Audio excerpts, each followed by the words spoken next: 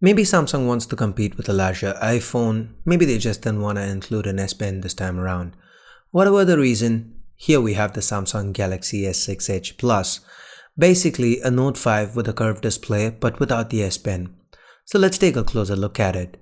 Hey guys, this is Ash from C4E Tech and you're watching my first impressions of the Galaxy S6 Edge Plus.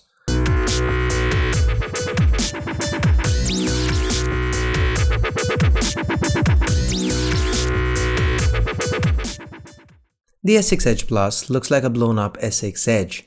Given that it sports a larger 5.7-inch display, it's taller, wider, but ever so slightly slimmer than the S6 Edge. It's also a tad heavier at 153 grams. Again, understandable since it sports a larger 3000 mAh battery as well.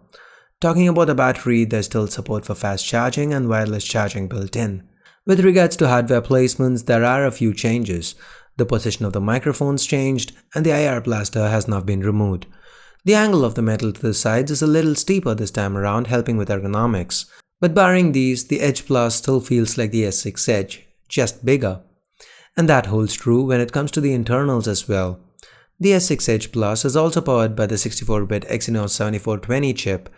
That's still 4 Cortex A53 cores clocked at 1.5 GHz each, 4 Cortex A57 cores clocked at 2.1 GHz each, coupled with a Mali T760 MP8 GPU. This time around though, we have 4 gigs of DDR4 RAM on board. It's worth noting that in the time I spent with the S6 Edge Plus, the speaker did sound louder. I really like the display on the S6 and S6 Edge, and at first glance the display on the S6 Edge Plus seemed a tad brighter. It's still a Quad HD Super Amoled display with Gorilla Glass 4 on top. It's now spread over 5.7 inches. This means the pixel density is a little lower at 518 pixels per inch, but that is still sharp, really sharp. The colors are vivid, blacks are deep, viewing angles are great, and like I said, it's plenty bright. The S6 Edge Plus still retains the same camera as the S6 Edge from earlier this year. f/1.9 aperture, 16 megapixel rear with OIS, 5 megapixel front.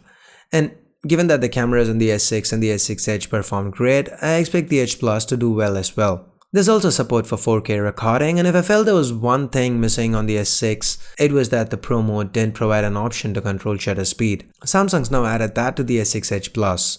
Do note that this option will be coming to both the S6 and S6 Edge in the future via an over-the-air update. Talking about software, the Edge Plus runs on Android 5.1 Lollipop with Samsung's new and improved TouchWiz UI on top.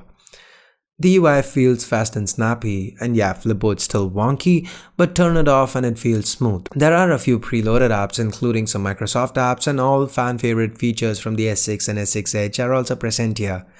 Multi-window to run 2 apps side by side, the option to resize the window, have an app float on screen, to minimize an app and have little icons float on screen, the ultra power saving mode, the private mode, the theme store to download themes to let you customize the look and feel of the UI, all seem to be present here.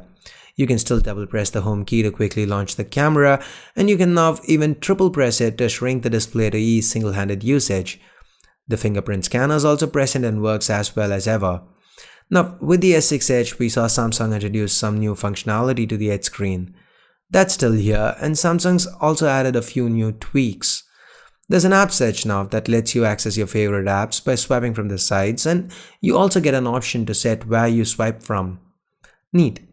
Overall, the S6 Edge Plus has me intrigued, and I'll be spending a little more time with it before coming out with a full review. In the meantime, if you do want to pick one up, I'll leave links in the description below. Use them if you want to help the channel out. So I guess that's it for this video. Hope you liked it. Hope you found it useful. If you did, please do give this video a thumbs up. If you didn't, vote it down. Do let me know what you thought was wrong with the video so that I can go ahead, work on it, and feedback's always welcome. If you haven't subscribed to C4E Tech already, please do. So I guess that's it for now. Thanks a lot for watching. Till next time, this is Ash here from C4E Tech, signing off. You guys have a great day. Bye bye now.